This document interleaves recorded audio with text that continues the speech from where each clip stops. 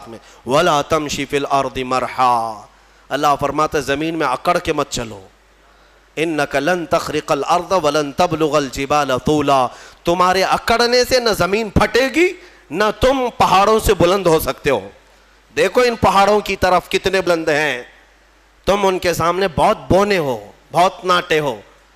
اس زمین کو دیکھو اس کی سختیاں کیسی ہیں، تمہارے اکڑنے کے لیے تمہارے پاس ہے کیا؟ تم ایک نطفے سے پیدا ہوئے، ایک ٹھوکر میں تم لنگڑے ہو سکتے ہو، لولے ہو سکتے ہو، تمہارے پاس کیا ہے؟ مولا علی کرم اللہ وجہہ الکریم کے پاس ایک شخص آیا اور کہا کہ حضور انسان کی بساط کتنی ہے، انسان کی طاقت کتنی ہے؟ تو انہوں نے فرمایا کہ کھڑے ہو جاؤ سامنے، کہا ایک ٹانگ اٹھاؤ، ایک پیر اٹھایا، وہ ایک پیر اٹھا کر کھڑا تھا تو حضرت علی نے کہا دوسرا بھی اٹھا لو، کہا کہ حضور دوسرا کیسے اٹھائیں، اوندھے منہ گر جاؤں گا، کہا بس تیری بساط اتنی ہی ہے، اتنی ہی ہے طاقت کہ اگر دوسرا بھی اٹھاؤ گے تو اوندھے منہ گر جاؤ گے۔ ہمارے پاس میرے عزیزو اتنی چیزیں نہیں ہیں کہ ہم پوری دنیا میں ادھر سے ادھر نظام کو بدل سکیں۔ غرور اور گھمنڈ جب آتا ہے انسان کو اللہ ڈھیل دیتا ہے۔ ہاں کچھ انسان ایسے ہیں جو زمینوں کے زمین فتح کر لیتے ہیں، مال بھی لے لیتے ہیں، حکومت بھی قائم کر لیتے ہیں، لیکن یہ صرف اور صرف رب کی ڈھیل کی وجہ سے۔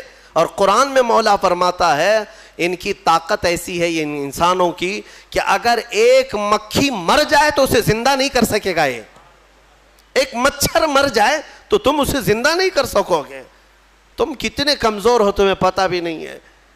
ہاں تمہاری دھڑکنیں جس دن رک گئیں تمہارے کروڑوں کی دولت لگا کر کے بھی تم سانسوں کو دوبارہ نہیں لا سکتے۔ میں نے ایک بڑی ہی عجیب و غریب بات پڑھی تھی، یہ کوریا کا غالباً ایک بہت بڑا امیر جس کی کمپنی ہے، مشہور موبائل کی کمپنی، دنیا میں سب سے زیادہ بکنے والے موبائل کی کمپنی کا مالک، جس کا حال یہ تھا کہ وہ جب چاہتا حکومتوں کو بدل دیتا تھا، اپنے ملک کی حکومت کو بدل دیتا، کبھی پریزیڈنٹ کو کبھی پرائم منسٹر کو ختم کر دیتا، اتنا پیسے کا مالک تھا۔ یہ ابھی زیادہ دن کی بات نہیں، 2012-13 کی بات ہے۔ اچانک اس شخص کو ایک بیماری لاحق ہوئی، بستر پر گر گیا، کوما میں چلا گیا، اور اس کا بیٹا موجود ہے، اور اس نے دنیا کے مہنگے ترین ڈاکٹروں کو بلایا، اور پر ڈے 100 کروڑ کا خرچ بھی اگر لگے اپنے باپ کو بولنے کے قابل بنا دے اور روٹی کھانے کے قابل بنا دے۔ 100 کروڑ پر ڈے خرچ کر کے بھی کوئی ایک ڈاکٹر نہ اسے بولنے کے قابل بنایا، نہ بات کرنے کے قابل، نہ روٹی کا ایک لقمہ کھانے کے قابل۔ 4 سال تک بستر پر پڑا رہا مردہ لاش کی طرح۔ 4 سال کے بعد کروڑوں ڈالر اس پر خرچ ہو چکے، پھر وہ دنیا سے نکل گیا، ختم ہو گیا۔ وہ شخص جس کا غرور یہ تھا کہ میں دنیا کی ہر چیز خرید سکتا ہوں، میں دنیا کی حکومتوں کو بدل سکتا ہوں، اپنے بستر سے اٹھنے کی طاقت نہیں تھی، اور سامنے موجود کسی ایک بندے سے ایک جملہ بات کرنے کی طاقت نہیں تھی۔ تم کیا سمجھتے ہو؟ اسی لیے میرے مولا کا فرمان سنو، زمین پر اکڑ کر مت چلو۔ آج یہ کفار و مشرکین جتنا ہماری زمین پر اکڑ رہے ہیں، ایک دن پکڑ آنے والی ہے، آئے گی پکڑ۔ ظالم اگر یہ سمجھتے ہیں کہ ان کے کاموں سے کوئی بے خبر ہے، سب کوئی نہیں دیکھ رہا ہے، اللہ رب العزت ہر کام سے باخبر ہے، دیکھ رہا ہے۔ تم ظلم کی انتہا کرتے جاؤ، غرور اور گھمنڈ۔ آج نشہ کس کا؟ حکومت کا، تخت کا۔ ارے یہ تخت فرعون کے پاس بھی آیا، قارون، حامان، شداد، یہ اتنے بڑے بڑے لوگ ہیں دنیا کے جن کے پاس آدھی سے زیادہ دنیا موجود تھی۔ تمہارے پاس ابھی کچھ بھی نہیں ہے، تمہارے پاس ابھی کچھ بھی نہیں۔ ان لوگوں کے پاس اتنا سونا تھا کہ وہ جنتیں بنانے پر لگ گئے تھے دنیا میں، ایک اینٹ سونے کی، ایک اینٹ چاندی کی رکھ کر کے محلات بنا رہے تھے۔ تمہارے پاس ابھی کچھ نہیں آیا، اور رب ذوالجلال نے ان ظالموں کو مچھروں سے، پانیوں سے، ہواؤں سے ہلاک کیا ہے۔ اور آج یہ آتنک مچانے والے یہ سمجھتے ہیں کہ ہم جہاں چاہیں آگ لگا دیں گے، ہم جتنوں کو چاہیں گے مار دیں گے۔ تم اپنے ظلم کے کاموں کو جاری رکھو، انشاءاللہ العزیز وہ دن یاد رکھنا کہ ہمارے بزرگوں نے فرمایا کہ اگر تم فرعون ہو تو موسیٰ بھی ضرور آئے گا، اگر تم نمرود ہو تو مچھر بھی تمہاری ہلاکت کے لیے آئے گا۔ اللہ رب العزت غرور کرنے والوں کو دنیا میں بھی سزا دیتا ہے، اور آخرت کے متعلق حکم ہے کہ ان کو چونٹیوں کی طرح بنایا جائے گا، چونٹیوں کی طرح، اور حکم ہوگا کہ اے اہل محشر ان کو روندو اپنے پاؤں سے، روندو اپنے پاؤں سے۔ جو گھمنڈ کرتے تھے دنیا میں، غرور کرتے تھے، اور انہیں پاؤں سے لوگ روند رہے ہوں گے، وہ چھوٹی چھوٹے ہو چکے ہوں گے، اور رب تبارک و تعالیٰ ان سے فرمائے گا یہ وہ لوگ ہیں دنیا میں جو اکڑتے تھے، گھمنڈ کرتے تھے، غرور کرتے تھے، اور انہیں ایسا لگتا تھا کہ ساری طاقت ان کے پاس ہے۔ میرے عزیزو، آپ سے بھی میں یہی کہوں گا، عاجزی اختیار کرو، تواضع انکساری اچھی چیز ہے، اور کیسے پتہ چلے، بڑھ کر کے سلام کیا کرو، چاہے چھوٹا ہو بڑا ہو، تمہارے دل میں کبر نہ آئے، غرور نہ آئے، ہر ایک کو اہمیت دیا کرو، اچھا کپڑے پہننے والا ہو کہ تنگ کپڑے پہننے والا ہو، غریب ہو کہ امیر ہو، فقیر ہو کہ غنی ہو، آپ اسے سلام میں پہل کریں، اسے مصافحہ کریں۔ حضرت ابوبکر صدیق رضی اللہ تعالیٰ عنہ کا حال یہ تھا کہ کوڑ کی بیماری والا، کوڑ کی بیماری جس سے لوگ بھاگتے ہیں، وہ بھی اگر آتا تو حضرت ابوبکر صدیق دسترخوان پہ اپنے بغل میں بٹھاتے تھے اور اپنے برتن سے کھلاتے تھے۔ یہ نہیں ہے، حالانکہ حدیث پاک میں بچنے کا حکم دیا گیا ہے، لیکن صرف اور صرف تواضع انکساری کے طور پر۔ تواضع اور انکساری انسان کو بلند بناتی ہے، اسی لیے حکیموں نے کہا ہے جس شاخ میں پھل ہوتے ہیں وہ جھکی رہتی ہے، پھل ہوں تو ٹہنی جھکی رہتی ہے، اور جس شاخ میں پھل نہیں ہے تو اکڑی رہتی ہے، تنی رہتی ہے۔ اگر تمہارے اندر اخلاق اچھے ہیں تو جھکے رہو گے، اور اخلاق نہیں ہے تو اکڑے رہو گے۔ غرور و تکبر بغیر اخلاق والوں کے آتے ہیں۔ اور تفسیر میں آج جو اہم بات عرض کرنی تھی وہ سورۃ الکہف کی ہے، وقت لمبا ہو چکا، مختصر عرض کر دوں۔ سورہ کہف اس کی بڑی فضیلت آئی ہے، حدیث پاک میں ہے جو جمعہ کے دن سورہ کہف کی تلاوت کرے گا اللہ تعالیٰ اس کے گھر سے خانہ کعبہ تک ایک نور کا راستہ پیدا فرمائے گا۔ اور ایک حدیث میں ہے اس جمعہ سے لے کر اگلے جمعہ تک جو کچھ بھی اس کی خطائیں ہیں اللہ معاف فرمائے گا۔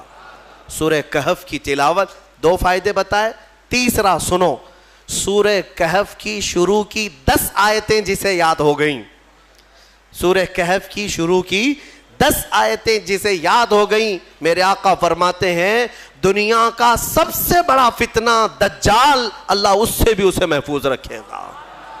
دجال کے فتنے سے محفوظ رہنے کے لیے سورہ کہف کی تلاوت ہر جمعہ کیا کرو، گھروں میں یا تو پھر کسی کی اچھی قرأت میں سنا کرو، تاکہ دونوں ثواب برابر ہیں، تلاوت کرنے کے اور سننے کے ثواب ہیں۔ کہف ایک غار کا ذکر ہے جس میں اللہ تعالیٰ نے چند ایمان والوں کی فضیلت بیان کی ہے۔ عیسیٰ علیہ السلام کے زمانے کے 300 سال بعد، آپ کو آسمانوں سے اوپر اٹھا لیے جانے کے 300 سال بعد، لوگوں میں عقیدہ بگڑ گیا تھا۔ ایک بادشاہ آیا تھا جس کا نام دقیانوس تھا، اور وہ ظالم تھا، اور وہ لوگوں کا عقیدہ بدل رہا تھا، اور یہاں تک کہ وہ اپنے لیے سجدہ کرواتا، اپنی خدائی کا اعلان کر رہا تھا، یا پھر بتوں کی پرستی شروع ہو گئی۔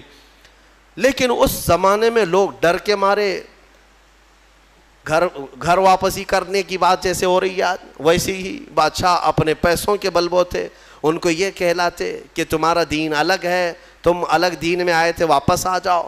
دھرم پریورتن بدل رہا تھا، کئی بدل چکے تھے، پیسوں کے لیے کچھ لوگ بدلتے ہیں، طاقت کے لیے کچھ لوگ بدلتے ہیں، ڈر سے کچھ لوگ بدلتے ہیں، لیکن جو اللہ والے ہیں وہ ہر زمانے میں قائم رہتے ہیں۔ بادشاہ کے کچھ وزیروں میں لوگ تھے جن کی تعداد 7 اور بعض روایتوں میں 8، اللہ بہتر جانتا ہے ان کی تعداد کتنی تھی۔ یہ الگ الگ لوگ تھے، یہ ایمان والے لوگ تھے جو اللہ پر ایمان رکھتے اور آخرت پر ایمان۔ اب وہ جو ذکر کرتا اسے مار دیا جاتا۔ تو ان لوگوں نے ایک دن مشورہ کیا کہ اس شہر کو چھوڑ کر ہم دور چلے جاتے ہیں، اپنے ایمان کی حفاظت کریں۔ اب یہاں ایمان بچانا بہت مشکل ہو گیا ہے، ورنہ بادشاہ کے سامنے سر جھکانا پڑے گا، شرک اور کفر کرنا پڑے گا۔ ہم چلتے ہیں شہر سے باہر۔ یہ ساتوں نے راتوں رات مشورہ کیا اور نکل پڑے۔ ان کے ساتھ ایک کتا ہو لیا، اصحاب کہف کا کتا کہا جاتا ہے، ساتھ میں چلتا رہا۔ اور یہ لوگ آبادی سے بہت دور نکل کر باہر گئے، اور ایک غار تھا، اس غار میں ان لوگوں نے رات کو پناہ لی، سونے کے لیے چلے گئے۔ اور وہاں پر جب سونے کے لیے وہ لوگ گئے تو اللہ تعالیٰ فرماتا ہے فَضَرَبْنَا عَلَىٰ آذَانِهِمْ فِي الْكَهْفِ سِنِينَ عَدَدًا، ہم نے ان کے کانوں پر سالوں تک کے لیے نیند کو طاری کر دیا، سلا دیا ان کو رب تعالیٰ۔ وہ ایسی گہری نیند میں سو گئے کہ پھر اٹھے نہیں۔ دن گزرتے چلے گئے، بادشاہ کو کسی نے خبر کر دی کہ تیرے دربار کے یہ وزیر بھاگے ہیں۔ بادشاہ نے ڈھونڈنے کا حکم دیا، اور ڈھونڈتے ڈھونڈتے ان کے پیروں کے نشان سے وہاں غار تک لوگ پہنچ گئے۔ بادشاہ سے کسی ایک شخص نے کہا اس غار کے اندر یہ لوگ سو رہے ہیں۔ تو بادشاہ نے کہا ان کی سزا یہ ہے کہ اس غار کو اچھی طرح سے دیوار لگا کر بند کر دو، یہی ان کی قبر بن گئی، یہ کبھی باہر نہ آ سکے، ان کی سزا یہی ہے۔ دیوار تعمیر کر دی گئی اور غار کا منہ سب بند کر دیا گیا، وہ نکل نہیں سکتے تھے۔ اندر جیسی وہ لوگ سو گئے، بادشاہ سزا دے کر چلا گیا۔ وہاں ایک چرواہا تھا، اس نے ان کا پورا واقعہ دیوار پر لکھ دیا، یہ کون لوگ تھے، ان کا نام کیا تھا، یہ کیوں اپنے شہر سے نکلے تھے، لکھ کر کے رکھ دیا۔ زمانے بدلتے گئے، مہینے، سال، اس کے بعد صدیاں، 300 سال گزر گئے، 300 سال گزر گئے تقریباً۔ 300 سال کے بعد اللہ تبارک و تعالیٰ نے دوبارہ انہیں اٹھایا۔ وہ جب اٹھے تو آپس میں ایک دوسرے کو دیکھنے لگے، پوچھنے لگے کتنی دیر ہو گئی سو کر کے۔ کسی نے کہا ہم رات کو آئے تھے صبح ہو گئی ہے، کسی نے کہا صبح آئے تھے دوپہر ہوئی۔ اب اسی سے آپ اندازہ لگا لیں کہ رب تبارک و تعالیٰ صدیوں کو چاہے تو منٹوں میں گھیر سکتا ہے۔ جب اصحاب کہف کے ایمان والوں کے لیے 300 سال آدھے دن کے برابر لگ رہے ہوں تو میرے مصطفیٰ کے معراج کا سفر اگر وہ لاکھوں سال کا بھی ہو تو دنیا والوں کے لیے منٹوں کا کیوں نہیں لگ سکتا؟ یہ اللہ رب العزت جیسا چاہے وقت کو گھیر دے اور چھوٹے وقت کو چاہے تو طویل کر دے۔ ہاں، اب اٹھے اور اس کے بعد ان لوگوں نے پھر آپس میں دیکھ کر نشانیاں بھی بدلی ہوئی تھیں، بال بڑے تھے، ناخن بہت بڑے ہو چکے تھے، سب تبدیلی تھی۔ تو پھر انہوں نے کہا خیر جیسا بھی ہے ایک صاحب کو بھیجو تاکہ کھانا لے آئے، بھوک لگی۔ تو ایک صاحب ان میں جو تھے ان کو کہا کہ چھپ کر کے جانا، کہیں بادشاہ کے کارندے دیکھ نہ لیں، ورنہ وہ ہمیں پکڑ لیں گے تو پھر اپنے دین میں واپس لے جائیں گے، یا تو پھر ہمیں ہلاک کر دیں گے۔ یرجموکم او یعیدوکم فی ملتہم، وہ اپنی دین میں ہمیں واپس لے جائیں گے، سنبھل کر جانا۔ پھر ایک صاحب نکلے پیسے لے کر کے، بازار میں گئے کھانا لینے کے لیے، کھانا خریدا اور پیسے دیا۔ ارے 300 سال پہلے کا سکہ تھا، کتنی بادشاہتیں آئی گئی۔ دکان والے نے دیکھا اور کہا یہ کیا دے رہے ہو؟ کہا پیسہ دے رہے ہیں۔ کہا یہ پیسے کہاں سے تمہیں ملے؟ کہا یہ ہمارے اپنے پیسے ہیں۔ دکان والے کو شک ہوا کہ اس کو شاید پرانا کوئی خزانہ ہاتھ لگا ہوگا، کیونکہ سونے کے سکے ہوتے تھے پہلے، چاندی کے، سونے کے سکے، یہی کرنسی ہوتی تھی۔ یہ نوٹوں کی، یہ یہودیوں کی کرنسی جس کو آج ہم استعمال کر رہے ہیں، اصل جو کرنسی تھی وہ سونے اور چاندی کی ہوا کرتی۔ تو پھر دکان والے نے اس صاحب کو جو اصحاب کہف میں ہیں دکان پر ہی کھڑا کیا اور اندر سے جا کر کے بادشاہ کی پولیس کو خبر کر دیا۔ اس وقت جو بادشاہ تھا اس کا نام بیدروس تھا، وہ ایمان والا تھا، اور وہ اللہ کی بارگاہ میں دعا کر رہا تھا، روز دعا کرتا تھا کہ اے مولا میری قوم گمراہ ہو رہی ہے، یا آخرت پر یقین نہیں کر رہی ہے، مرنے کے بعد دوبارہ زندہ ہونے پر یقین نہیں کر رہی ہے، تو کوئی ایسی نشانی دکھا دے کہ ان کا عقیدہ مضبوط ہو جائے۔ ہاں، بادشاہ کی دعا پر اللہ تبارک و تعالیٰ نے دوبارہ ان کو زندہ کیا ہے۔ تو بیدروس کے پاس جب یہ خبر پہنچی کہ ایسا ایسا ایک شخص آیا ہے جو پرانے زمانے کے سکے لے آیا ہے، تو بادشاہ نے اپنی فوج کو ساتھ کر دیا کہ جاؤ اس شخص کے ساتھ، یہ کہاں سے آیا؟ جب یہ کھانا لینے آئے ہوئے صاحب نکل کر کے واپس پوری فوج کے ساتھ غار آ رہے تھے تو اصحاب کہف نے کہا ہمارا ساتھی پکڑا گیا اور بادشاہ کی فوج آ رہی ہے ہمیں گرفتار کرنے. لیکن جو آئے وہ لوگ، ان لوگوں کو دیکھا تو سارے لوگوں نے اللہ کی بارگاہ میں سجدہ ریز ہو گئے. کہا اصحاب کہف کے بارے میں ان لوگوں نے سن رکھا تھا کہ کچھ لوگ ایسے تھے جو بادشاہ سے اپنا ایمان بچا کر چلے گئے تھے اور غار ان کے لیے قبر بنا دی گئی تھی، اور آج غار کھلا ہے اور اس میں یہ لوگ زندہ سلامت بیٹھے ہوئے 300 سال کے بعد زندہ سلامت بیٹھے. تو بادشاہ نے اپنی پوری قوم کو بلایا اور کہا کہ دیکھو وہ رب قدیر 300 سال کے بعد جب کسی کو بیدار کر سکتا ہے تو ہر انسان کو موت کے بعد دوبارہ زندہ ضرور فرمائے گا. عقیدہ آخرت کو زندہ کیا.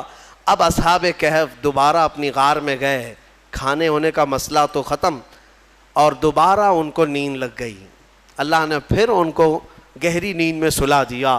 جیسی ہی وہ سو گئے تو اصحاب کہف کا کتا بھی اسی طرح زندہ ہوا، اسی طرح پھر سویا.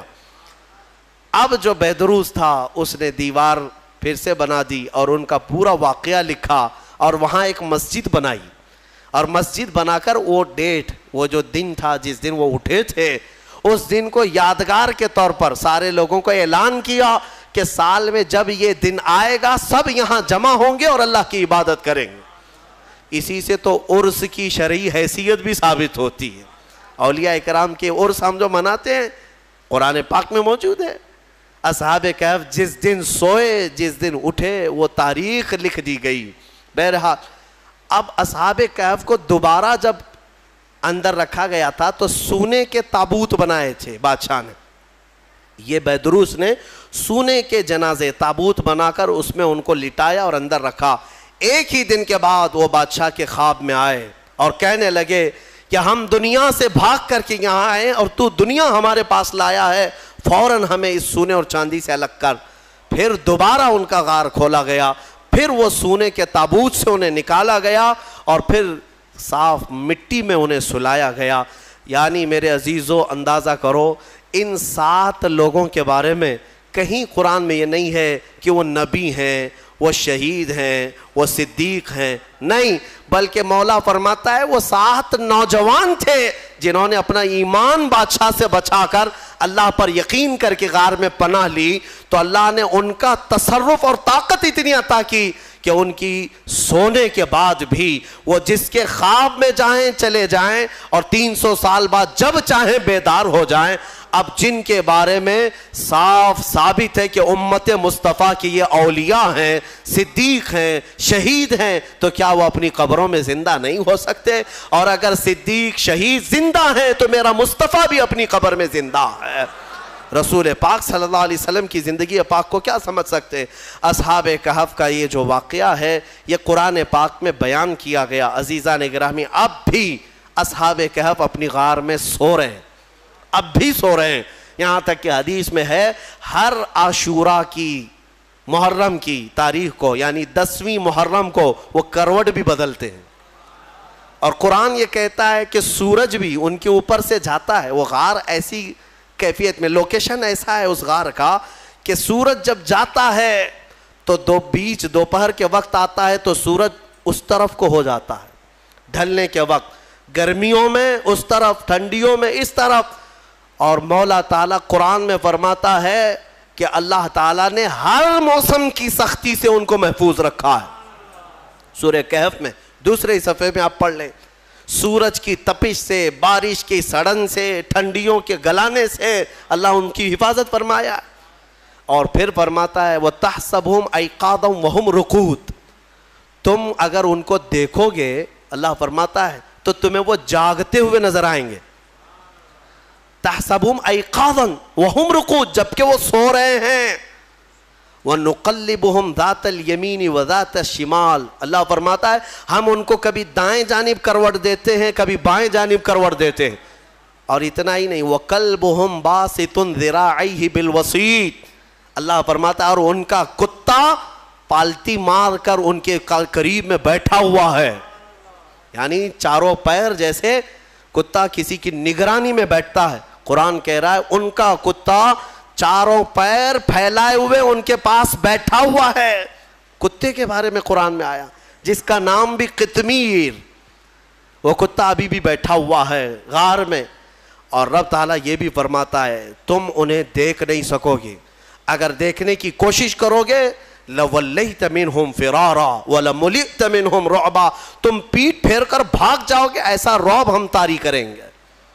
رعب طاری ہو جائے گا, کوئی دیکھ نہیں سکے گا وہ کس کیفیت میں ہے. اللہ ان کی حفاظت کر رہا ہے. اب میں اس پورے سورہ کہف کے بعد اخیر میں ایک جملہ ضرور کہنا چاہوں گا.